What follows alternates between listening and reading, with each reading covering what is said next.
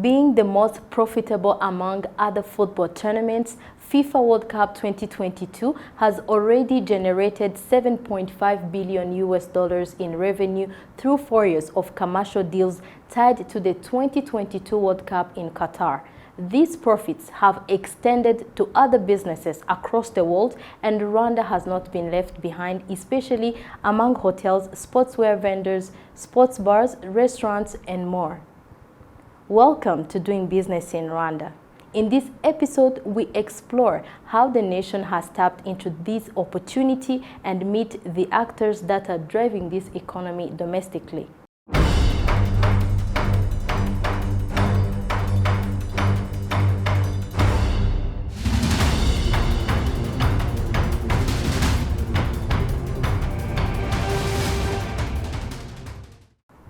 The most prestigious, exciting, and priciest football tournament in the whole world has opened doors for some Rwandan businesses to reap profits from the influence of the thriving industry. Sportswear vendor Jean-Baptiste explains how an improved appetite for FIFA merchandise has impacted his business. When the World Cup is approaching, there is a slight change in what we import. Our customers change because in that period we sell different items that represent the World Cup, especially jerseys. Because everyone has a country they support, we must have items that represent African countries that have been qualified, as well as European countries, because they are the most. According to some betting companies, the FIFA World Cup tournament does not only offer an opportunity for entertainment, but also a chance to win money. We believe that the World Cup, when it comes to our business, means so much in an essence that now people are going to be having more fun. This is games they like a lot, they like to watch, but then we bring an additive to it because we give them a chance to win money by betting through our platforms. And as they follow those games, they're also winning money. So I believe that's what it means to our business. We're trying to give more fun to people. We're already giving fun to people through the different leagues and competitions, but then the World Cup is again another big chance, for the people out there. Yeah. By employing innovative measures, businesses in Rwanda are running successful services, even though they are located thousands of miles from Qatar. In the city of Kigali, even somewhere else in our country or in other provinces of the country. Some business people, we've got bars, fan zones, we've got these big breweries that are competing through the World Cup. Of course, something that is happening miles from Rwanda, it brings that competition among competitors on the Rwandan market. As sporting events continue to play a significant role in generating lucrative businesses and adding to the country's economy, other businesses are fostering new partnerships to make more profits and to market themselves. The important thing with the World Cup, we have partnered with Heineken and Coca-Cola within Kigali, and we're using both marketing platforms from both companies to market. And obviously at the Radisson Blue and KCC, we have got one of the biggest screens in Kigali to come and view the football. And we're hosting every single day of the World Cup. There are matches, there are specials, there are events. So we are really piggybacking on Heineken and Coca-Cola with us, working with us. And we had a fantastic opening ceremony with the opening launch and event on Sunday. And now we're just piggybacking and we're going straight through the whole up until the 18th of December.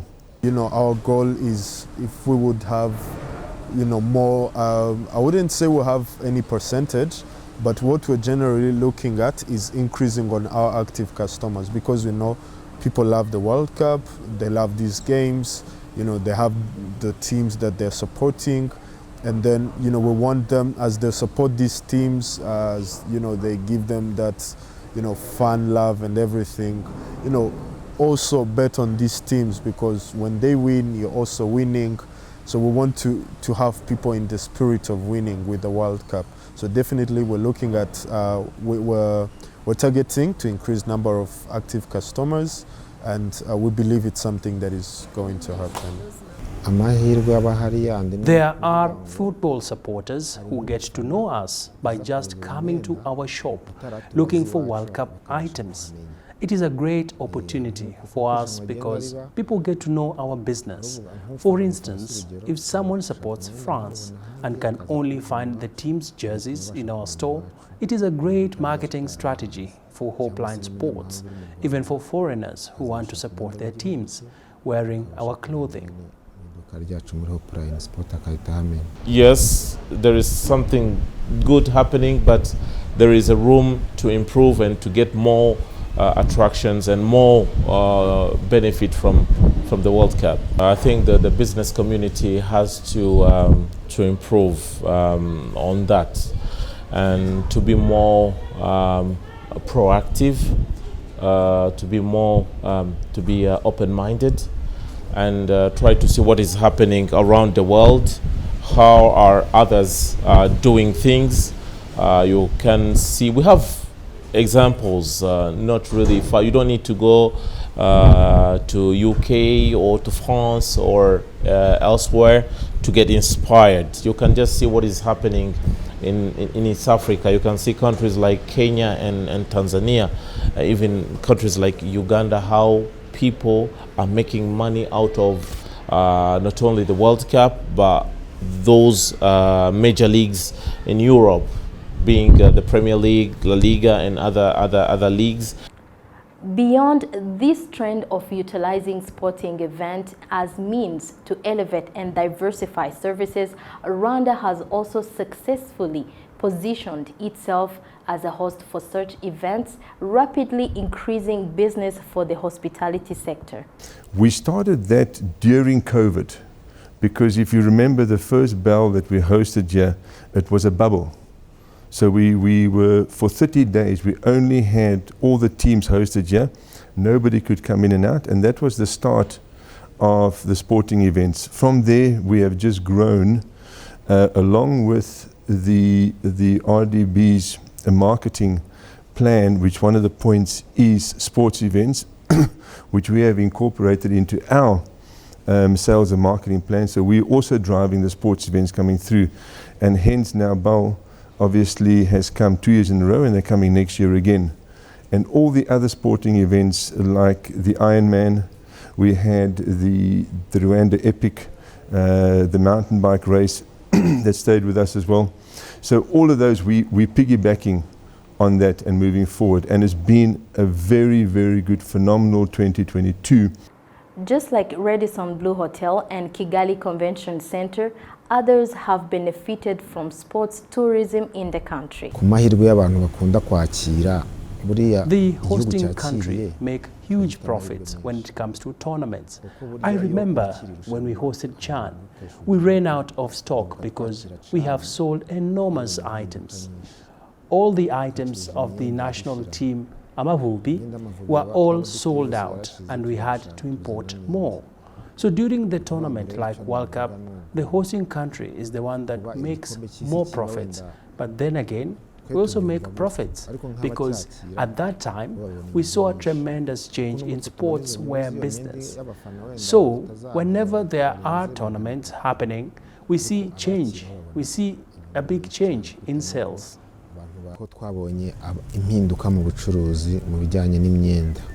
Not only have Rwandan businesses tapped into sports-related opportunities, but the country itself has been investing in infrastructure to attract more sporting events, encouraging the private sector to take advantage of those opportunities further.